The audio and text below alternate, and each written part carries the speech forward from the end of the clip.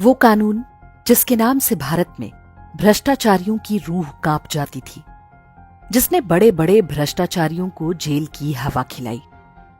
अधिकारी और कारोबारी ही नहीं, देश ने पहली बार भ्रष्ट नेताओं को भी जेल जाते देखा, जिसने आतंकवादियों और धर्मांतरण गिरोहों की कमर तोड़ दी।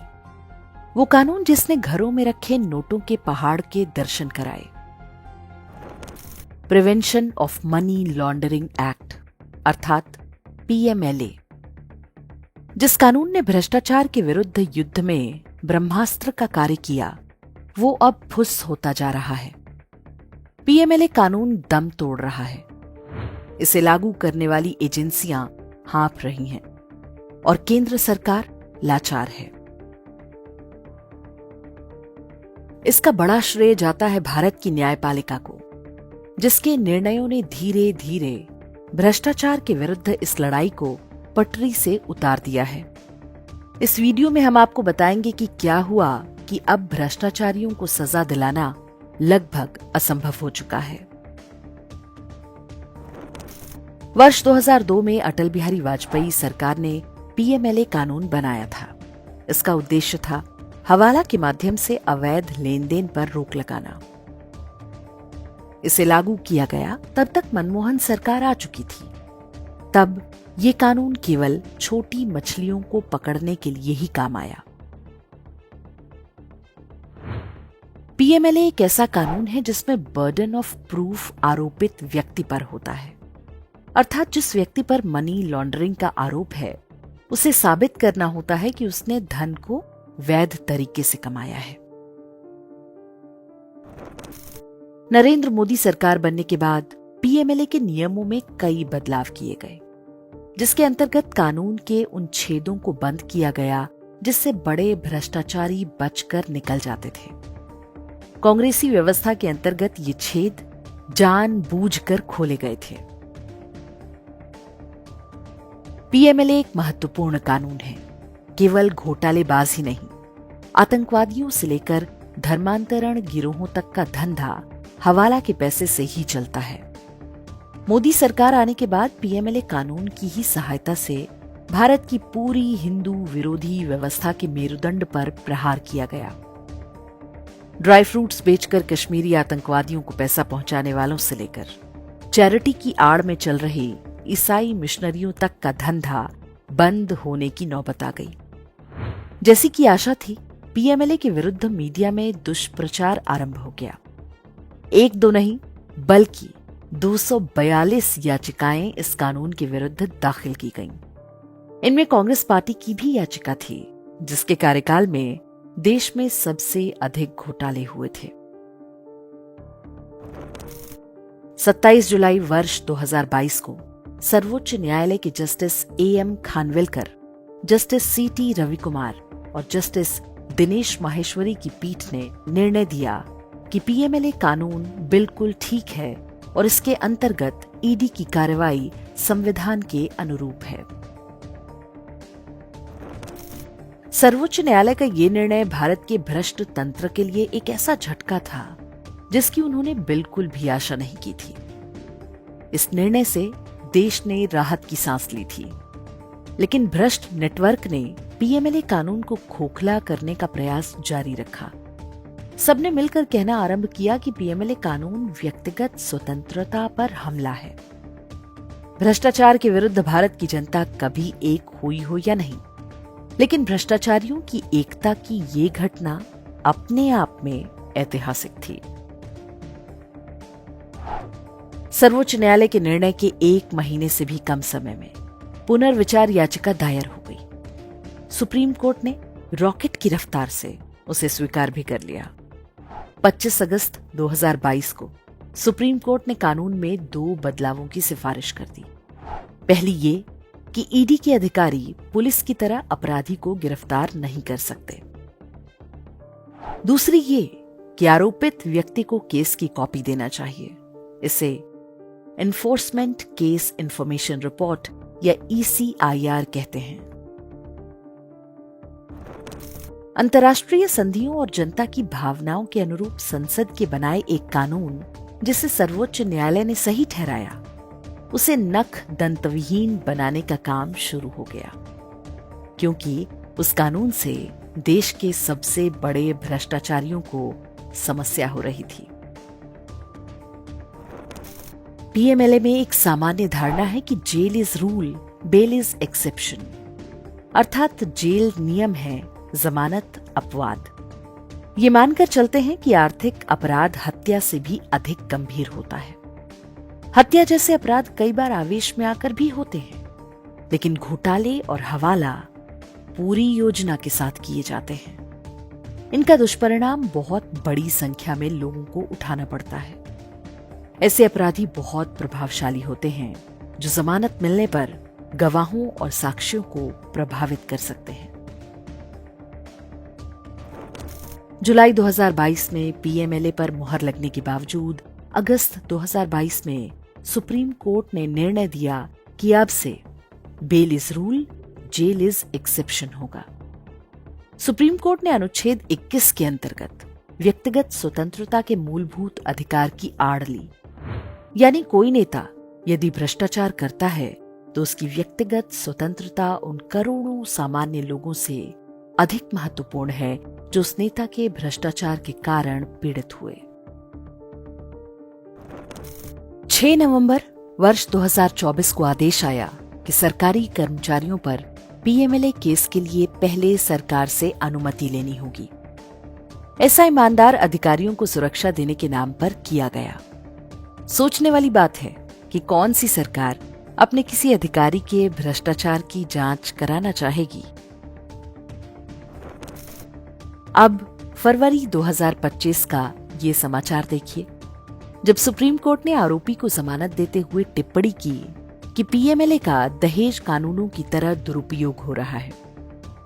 2 दिन बाद उसी सुप्रीम कोर्ट ने एक अन्य केस में मनी लॉन्ड्रिंग को बहुत गंभीर अपराध बताते हुए एक आरोपित की जमानत रद्द कर दी।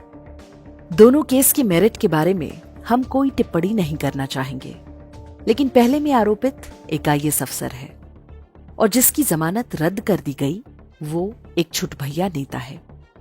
ऐसा लगता है कि बेल मिलने या ना मिलने में भ्रष्टाचार की गंभीरता और भ्रष्टाचारी की हैसियत महत्वपूर्ण पैमाना हो गई है।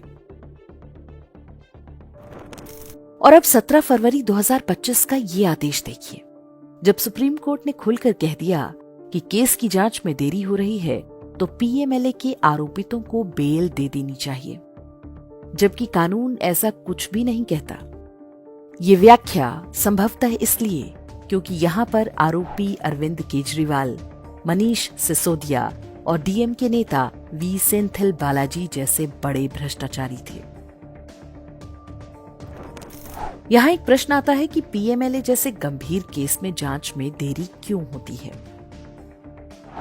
सेंथिल बालाजी के केस में ही सुप्रीम कोर्ट ने आदेश दिया कि भ्रष्टाचार के किसी भी केस में मुख्य मुकदमा यानी प्रेडिकेट केस जब तक खत्म नहीं होगा तब तक उससे जुड़े मनी लॉन्ड्रिंग के केस में भी निर्णय नहीं सुनाया जा सकता। किसी घोटाले का मुकदमा जब तक चलता रहेगा तब तक उस घोटाले में कमाए गए पैसों की मनी लॉन्ड्रिंग पर भी कोई कोर्ट अंतिम निर्णय नहीं सुना सकती। उदाहरण के लिए किसी बैंक में 10 करोड़ का घोटाला हुआ। पीएमएलए के अंतर्गत ईडी की जांच में आरोपितों के पास से 20 करोड़ रुपए की रिकवरी हो गई। यानी कुछ और भी घोटाले होंगे जिनका उजागर होना अभी बाकी है। अब ये बड़ा प्रश्न है कि इन अतिरिक्त 10 करोड़ का क्या होगा, क्योंकि इनका कोई प्रेडिकेट केस ही नहीं है। और यदि भ्रष्टाचार के मूल केस में कोई आरोपित बच जाए तो फिर तो उसकी मौज है, क्योंकि फिर तो सारा काला धन एक झटके में सफेद हो जाएगा।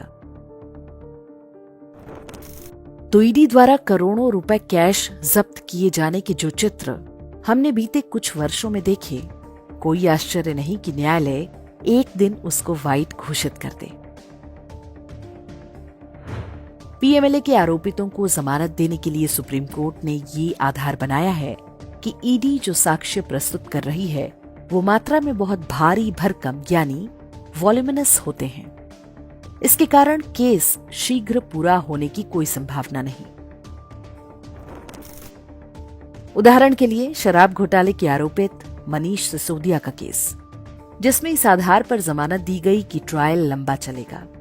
यानी घोटाला जितना बड़ा और पेचीदा होगा, भ्रष्टाचारी जितना शातिर होगा, उसे जमानत मिलना उतना ही आसान होगा। और चूंकि केस कभी खत्म ही नहीं होगा, तो मरते दम तक चिंता की कोई बात नहीं। यदि 2-4 महीने जेल में काट लिए तो 7 पुश्तें घर बैठकर खाएंगी। यदि कोई चोर 500 रुपए चुराता है तो उसे तत्काल सजा हो जाएगी। लेकिन बड़े चोरों को इस आधार पर राहत मिल जाएगी कि उनके केस की जांच बहुत धीमी चल रही है। जितना बड़ा घोटाला करो उतना ही आराम। अदालतें इसके लिए तैयार बैठी ही हैं। इसमें भ्रष्टाचार की भी पूरी संभावना पैदा हो जाती है। हेमंत सोरेन के विरुद्ध जमीन घोटाले का केस भी बहुत मजबूत था। स्पेशल कोर्ट ने इसे सही माना था, लेकिन हाई कोर्ट ने कुछ विचित्र दलीलों के आधार पर जमानत दे दी। सुप्रीम कोर्ट ने भी उस पर मुहर लगा दी। सामान्यतः जमानत के आदेशों में कोर्ट केस की मेरिट के बारे में कोई विशेष टिप्पणी नहीं करती। इस केस में ऐसा क्यों किया गया, इसका उत्तर जज ही दे सकते हैं। पीएमएलए को कमजोर करने के लिए जो दलीलें दी गईं, वे अब सीबीआई के मुकदमों और यहां तक कि आतंकवाद विरोधी कानून यूएपीए में भी काम आ रही हैं। ये खेल कितना खतरनाक है, इसे एक उदाहरण से समझते हैं। वर्ष 2022 में प्रधानमंत्री नरेंद्र मोदी के पटना दौरे में हमले के षड्यंत्र का भंडाफोड़ हुआ था। उस केस में बिहार पुलिस का एक कांस्टेबल जलालुद्दीन खान पकड़ा गया था। सुप्रीम कोर्ट के जस्टिस अभय एस ओका और जस्टिस ऑगस्टीन जॉर्ज मसीह ने उस केस में भी कहा कि bail is rule, jail is exception. दोनों जजों ने भारत के प्रधानमंत्री की हत्या का षड्यंत्र रचने वाले एक आतंकवादी को जमानत न देने पर ट्रायल कोर्ट और हाई कोर्ट के जजों की आलोचना भी की। जस्टिस अभय ओका वही हैं जो सरकारी कार्यक्रमों में दीप प्रज्वलन का विरोध करने के लिए जाने जाते हैं। इस बात का यहाँ कोई संदर्भ नहीं है, लेकिन हमने केवल इसलिए याद दिला दिया ताकि आप उनके वैचारिक रुझान के बारे में अनुमान लगा सकें। जज साहब की अंतरात्मा केवल तभी हिलती है जब अतीक अहमद जैसे खूंखार माफिया से जुड़े लोगों के घर पर बुलडोजर चल जाए।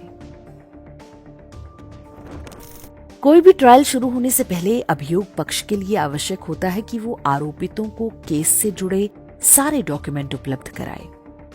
ईडी की जांच में कुछ साक्ष्य विश्वसनीय होते हैं और कुछ ऐसे भी होते हैं जिन पर अभी और खोजबीन की आवश्यकता है। इनको अनरिलाइड अपॉन डॉक्यूमेंट कहते हैं। ये कई बार बहुत महत्वपूर्ण होते हैं और इन्हें गुप्त रखना होता है, क्योंकि ये आरोपित के हाथ अगर लग गया तो वो इससे जुड़े अन्य सबूतों और गवाहों को गायब कर सकता है। लेकिन अब कोर्ट्स कह रही हैं कि फेयर ट्रायल के लिए आरोपित को सभी प्रकार के डॉक्यूमेंट दिए जाएं।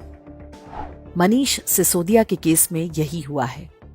परिणाम ये कि केस उसी स्टेज पर अटक गया और मनीष सिसोदिया को जमानत मिल गई। जबकि पीएमएलए कानून में स्पष्ट प्रावधान है कि ईडी जांच के दौरान चाहे तो कुछ दस्तावेजों को हाइड कर सकती है।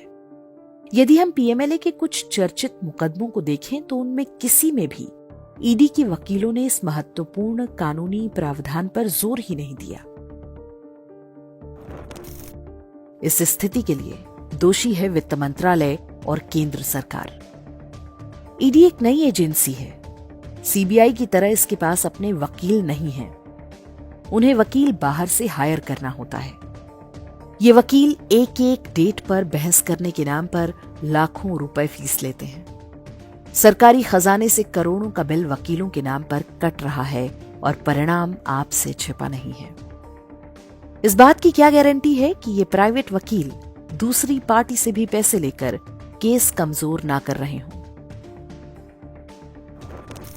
इंडियन एविडेंस एक्ट के अनुसार साक्ष्यों को संक्षिप्त रूप में भी तैयार कराया जा सकता है। उदाहरण के लिए चार्टेड अकाउंटेंट की सहायता से एक्सेल शीट पर भी सबूत दिए जा सकते हैं। लेकिन वकील कभी भी इस कानूनी प्रावधान का प्रयोग नहीं करते, क्योंकि ऐसा करने से केस जल्दी खत्म हो जाएगा। जमानत देने के लिए एक दलील और दी जाती है कि आरोपित व्यक्ति जांच में सहयोग कर रहा है, जबकि कानूनी रूप से इतना ही पर्याप्त नहीं होता। अपराध की गंभीरता को भी देखा जाना चाहिए। प्रश्न उठता है कि जो सुप्रीम कोर्ट अपने ही पुराने निर्णयों में कहता रहा कि आर्थिक अपराधों को अन्य अपराधों से अलग करके देखना होगा, क्योंकि यह देश की अर्थव्यवस्था को खोखला करता है, उसके विचार अचानक से बदल कैसे गए? इसके पीछे क्या कानूनी तर्क है? क्या उसे देश को बताना नहीं चाहिए? सुप्रीम कोर्ट के निर्णयों का परिणाम है कि अब पीएमएलए के मुकदमे अनंत काल तक चलेंगे। अब कोई केस समाप्त नहीं होगा। मनीष सिसोदिया का केस हर भ्रष्टाचारी, ड्रग्स व्यापारी और आतंकवादी के लिए एक लाइफ सेवर बन गया है। उस निर्णय के आधार पर हर मुकदमे में आरोपितों द्वारा अनरिलाइड अपॉन डॉक्यूमेंट की मांग की जा रही है।